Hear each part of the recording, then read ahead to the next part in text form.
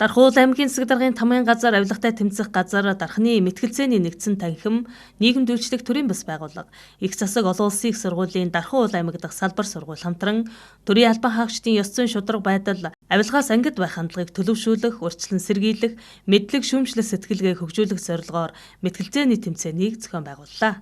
Тэмцээний зорилго бол төрийн албан хаагчдад ёс зүйн шударга байдлыг төлөвшүүлэх, за тэгээд мөн авилгаас урьдчилан сэргийлэх, шүүмжлэл сэтгэлийг хөгжүүлэх зорилгоор зохион байгуулж байна. Төрийн албан хаагчид авилгатай төвс авилгаас урьдчилан сэргийлэх, авилгад холбогдохгүй байх чиглэлээр чадварчхаас гадна за энэ оюутан сурагчдад авилгалын гэмтэрэг, авилгалын хор аюулын талаарх мэдээж суралцах, мэдлэгээ баяжуулах ийм сайхан үйл ажиллагаа болж байгаа бол сэтгэлх таатай байна. Тэмцээнд нийтдээ 15 байгууллагын 40 гаруй албан хаагч оролцож, мэдлэг оюунаас сорж өрсөлдлөө. Мэтгэлцээний дүрмийн дагуу тэмцээнд оролцож буй байгууллагуудын албан хаагчид баг болон хуваагдаж, тодорхой өгөгдсөн сэдв бодит кейсүүдээр ажиллажээ. Залуучуудын дунд мэтгэлцээний үндсэн богино формат байдаг. Энэ хүрээнд бол сурагчдын хүрээнд мэтгэлцдэг Карл Поппер мэтгэлцээндээ яг ижил гэхдээ хугацааны хувьд бол богиносон байдлаар хэлбэрээр явагдана. За үүний хүрээнд болохоор төрийн албан хаагчид маань бас гол үндсэн сэдв маань авилгын эсрэг дуу хоолой илэрхийлэх гэдэг.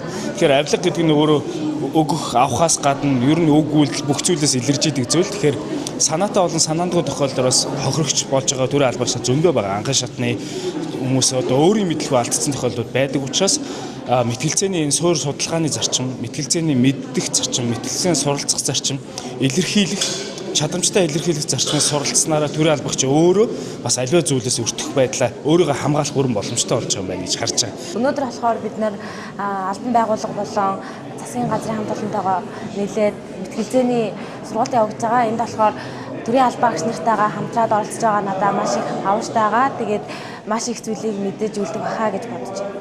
Тэмцээний үр дүн төрийн байгууллагууд дотоод хяналт авилгын эсрэг бодлогоо сайжруулах, албан хаагчид бусаддаа үлгэр дуурайлал үзүүлэх, мэдлэгийн тэлэх зэрэг ач холбогдолтой юм а. Мөн оюутнууд онлоор үздэг хичээлийг практик тэрхэн туршиж байгааг судлах, ирээдүйн төрийн албан шаардлагатай ур чадварыг эзэмшихэд ихээхэн хувь нэмэртэй тэмцээн боллоо гэж зохион байгуулагчид онцолж байсан юм а. Түүнчлэн иргэдийн итгэлийг сэргээх, хил тод байдлыг нэмэгдүүлэх, стратеги төлөвлөхөд туслах, санаачлага бий болно гэлээ.